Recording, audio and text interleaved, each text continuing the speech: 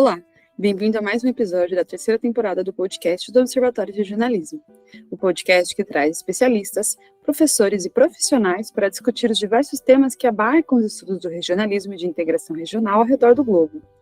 Nessa temporada, teremos diversos hosts para trazer maior variedade e diferentes pontos de vista sobre temas da atualidade.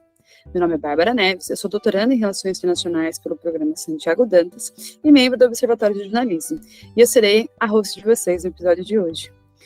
Com a realização do terceiro Congresso Latino-Americano de Integração Regional, do Grupo de Reflexão sobre a Integração e Desenvolvimento da América Latina e o Caribe e a Europa, o GRIDALI, o Observatório realizou diversas entrevistas com professores e pesquisadores especialistas e referências nos estudos sobre regionalismo. Então, no podcast de hoje, conversamos com o professor doutor Carlos Francisco Molina del Pozo, que é formado em Direito pela Universidade de Estrasburgo, mestre em Altos Estudos Europeus Comunitários pelo Colégio da Europa, mestre em Direção de Empresas pelo Instituto de Empresa e doutor em Direito pela Universidade de Granada. O professor Carlos se desempenha como diretor do Centro de Estudos Europeus da Universidade de Alcalá de Henares e é diretor do Centro de Documentação Europeia da Universidade de Alcalá, também em Madrid, além de ser presidente do Instituto Euro-Latino-Americano de Estudos para a Integração. Espero que vocês desfrutem esse episódio.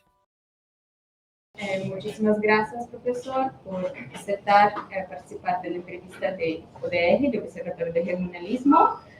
Mi colega va a empezar con unas preguntas acerca de la Unión Europea, la gestión de derechos humanos y el acuerdo de Mercosur con la Unión Europea. Bueno, muchas gracias por haber aceptado nuestra invitación, profesor. Bueno, empecemos con el acuerdo del Mercosur y la Unión Europea.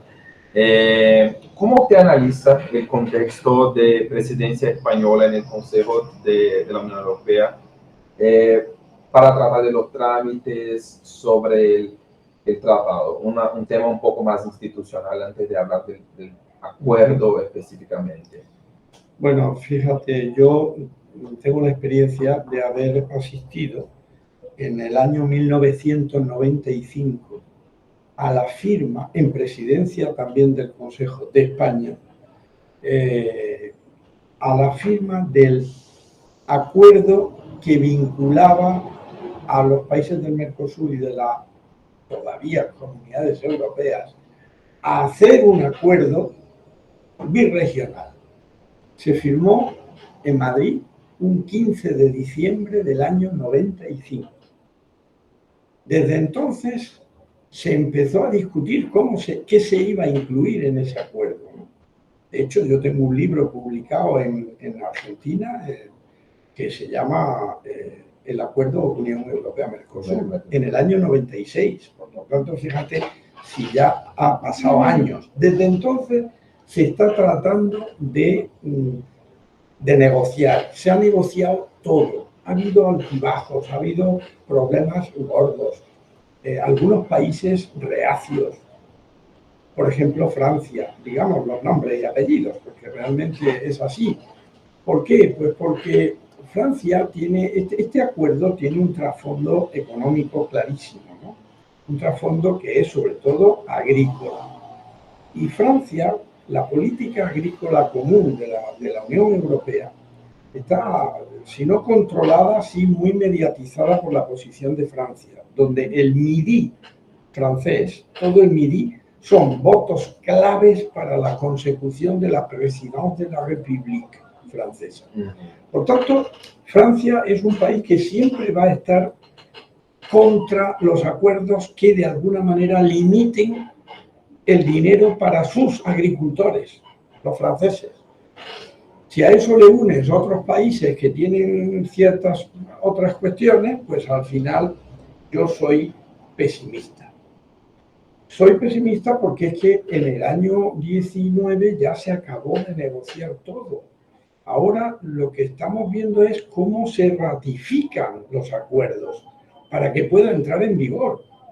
De hecho, yo voy a participar en un seminario el 17 de agosto en Argentina, donde se va a estudiar si sería posible poder descomponer en pedazos el acuerdo para ver si se puede ratificar partes del acuerdo y entren en vigor esas partes del acuerdo, sin esperar a la totalidad del acuerdo.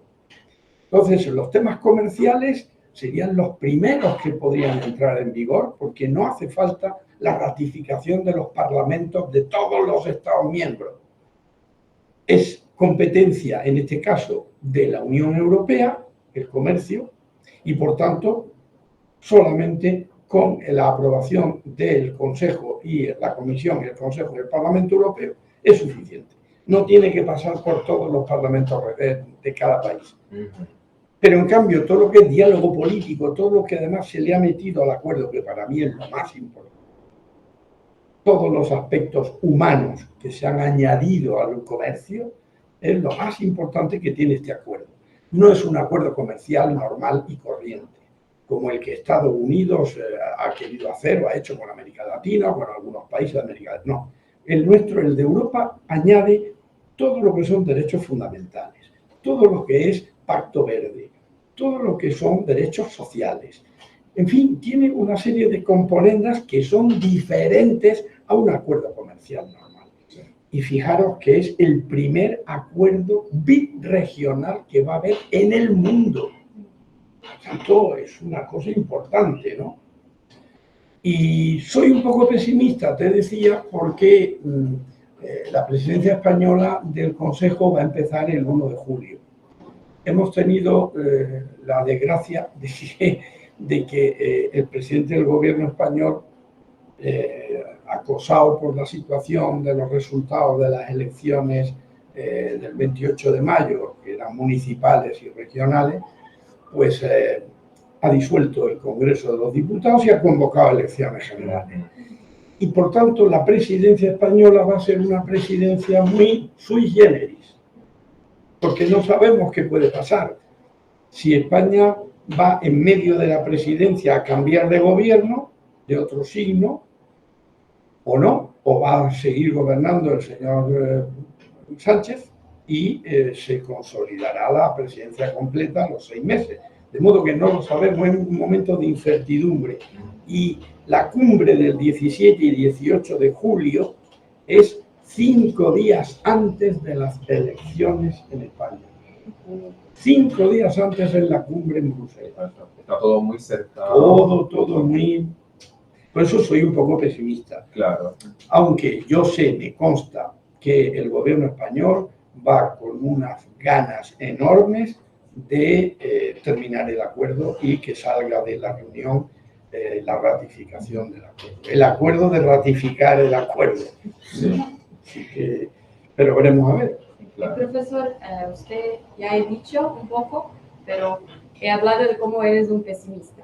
Un poco. Y esta semana Ursula von der Leyen ha venido a América Latina y el 12 de junio ha estado en Brasil. En su conferencia con la prensa, el presidente Lula ha dicho que el acuerdo es una prioridad y que hay que ser efectivado hasta el fin de este año.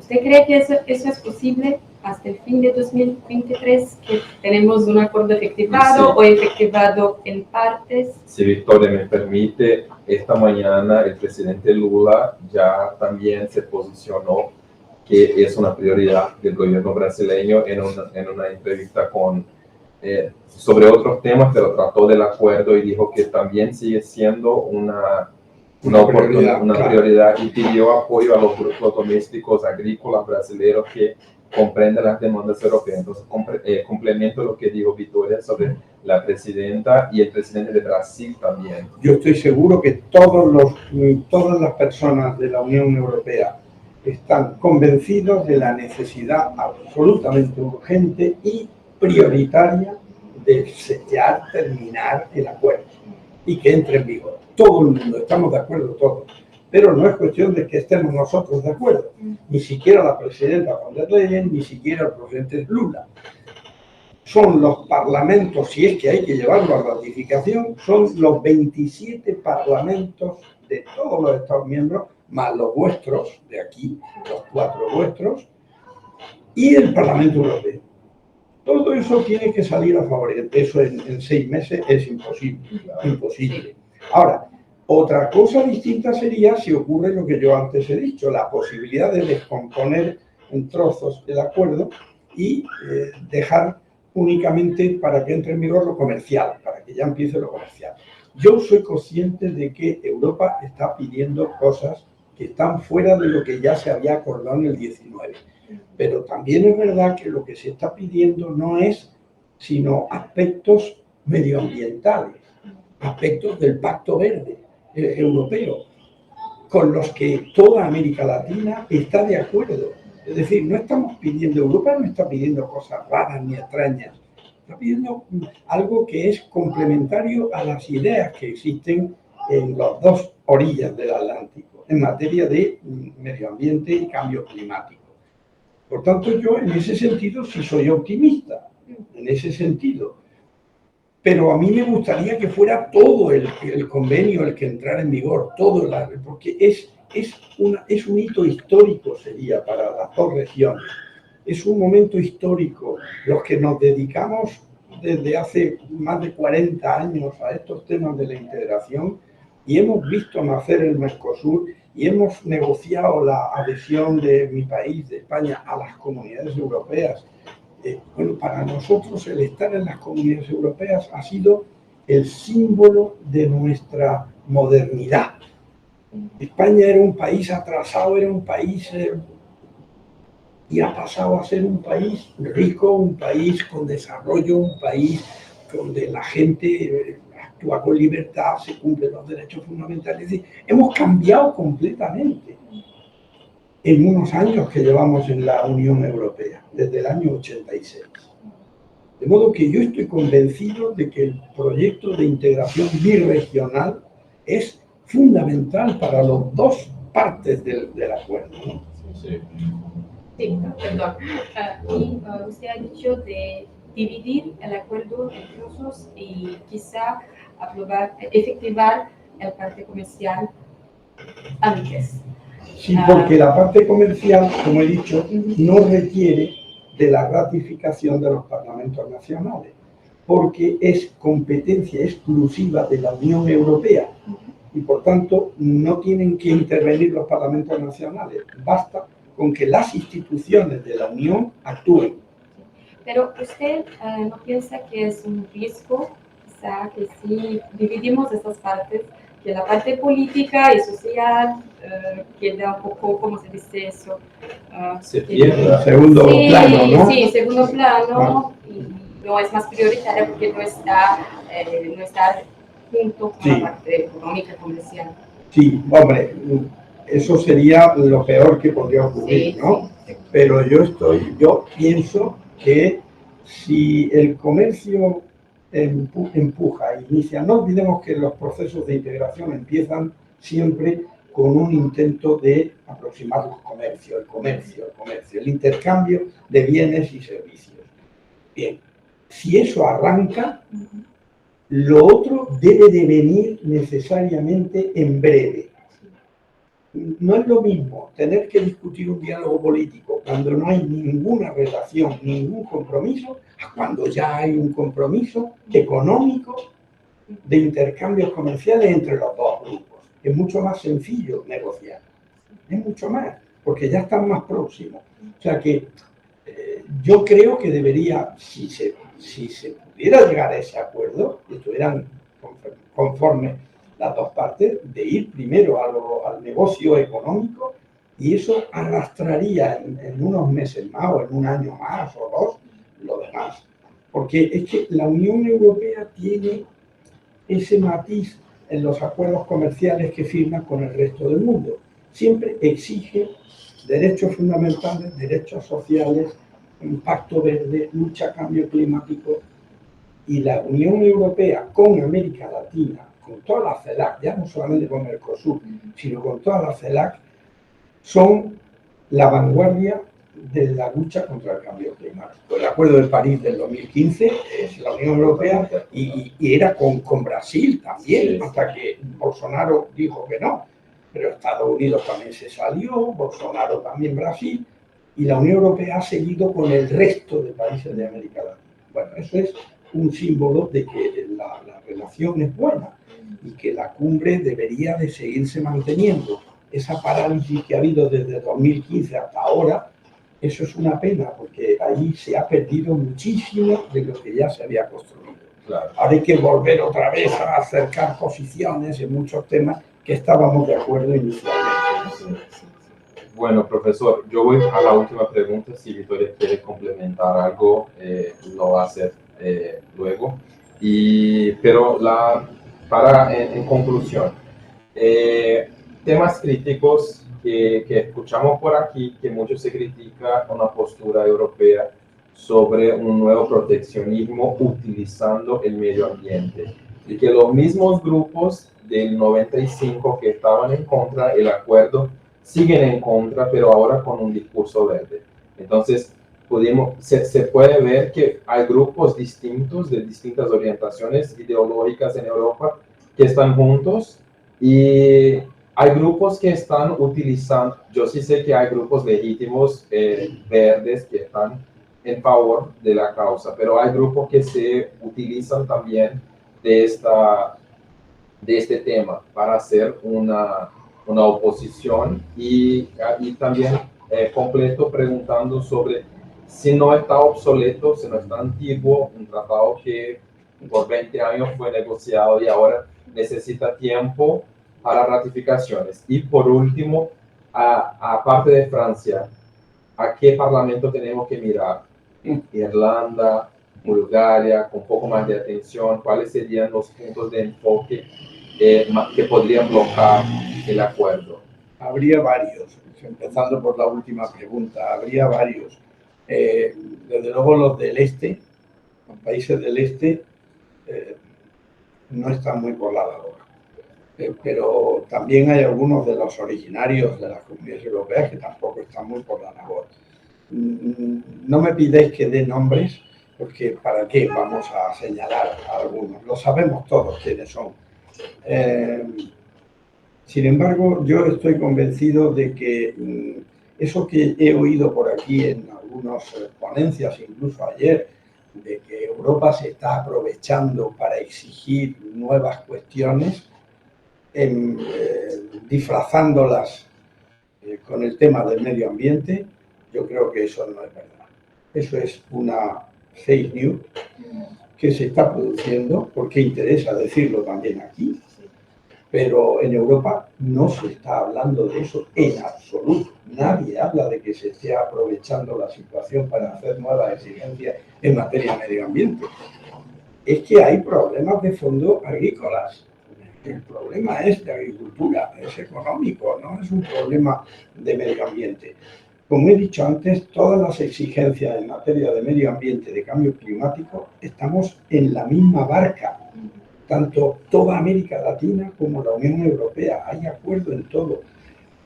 Y lo que se está tratando es, efectivamente, una vez que se terminó el acuerdo y se firmó, se están incorporando, se quieren incorporar las cuestiones relativas al Pacto Verde Europeo, que fue una cosa un poquito posterior. Bueno, fue por los mismos años, pero no había entrado todavía en el ámbito de la discusión, porque no se querían meter temas nuevos. Pero en definitiva estamos de acuerdo, en eso no hay problema. Yo insisto, el problema donde está es en la materia agrícola, en lo que es las exportaciones de carne, las importaciones de soja, el problema en fin, es un tema que... Ahora, la otra cuestión que tú me has planteado, llevas toda la razón. Habría que renegociar el tratado completo porque se han tirado desde el año 95 que se firmó aquel preacuerdo en el que yo estuve presente, hasta el año 23 que estamos, llevamos 23 más 5, 28 años negociando, hablando de lo mismo, aunque se terminara en el 19 ya con un acuerdo. Lo cierto es que posiblemente habría que retocar el acuerdo en su conjunto. Ahora bien, imaginaros que empezamos a renegociar y partimos de cero. ¿Cuántos años tendríamos que estar negociando otra vez para llegar a un acuerdo?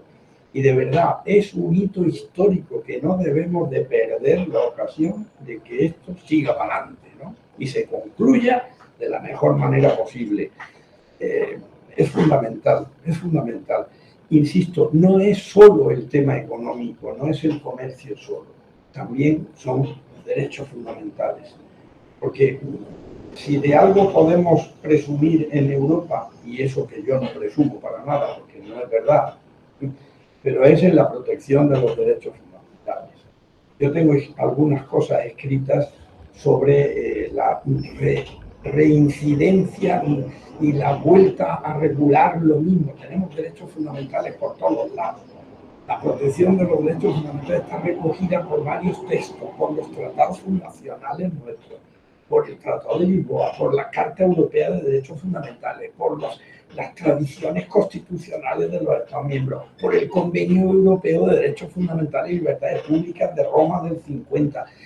No tenemos más que respirar y se respiran derechos fundamentales, aunque luego no se cumplan, que eso es otra historia, pero estamos súper protegidos. Y esa protección debería perfectamente ser reimplantada en América Latina. Podemos apoyar un montón para que eso salga adelante con toda la CELAC. Mantengamos las reuniones con CELAC, como las había habido inicialmente, iban fenomenal, hasta que algunos dijeron hasta aquí hemos llegado y en el 2015 se fueron. Creo que el acuerdo es vital para el desarrollo en el mundo que vivimos globalizado. No hay más solución que estar juntos. Somos dos regiones muy importantes, aglutinamos 700 y pico millones de habitantes del mundo, que casi es una décima parte de habitantes del mundo. Entonces, bueno, yo creo que vale la pena por la ciudadanía. Dejemos ya a los políticos, es algo que yo mañana quiero decir en la clausura, en el acto último porque efectivamente estamos nada más que pensando en los políticos, que si los presidentes, que se lleva uno mal con el otro, que si en América los presidencialismos están haciendo mucho daño a la integración. Todo eso es verdad. Pero por favor pensemos en la ciudadanía, pensemos en los ciudadanos, que son los que van a tener que o beneficiarse o aguantar las consecuencias de la no integración. La integración es, yo siempre lo defino como el instrumento jurídico que sirve para luchar contra la mala globalización que está pasando en el mundo. Lo único que hay es en la integración, no hay otro, jurídicamente no hay otro instrumento.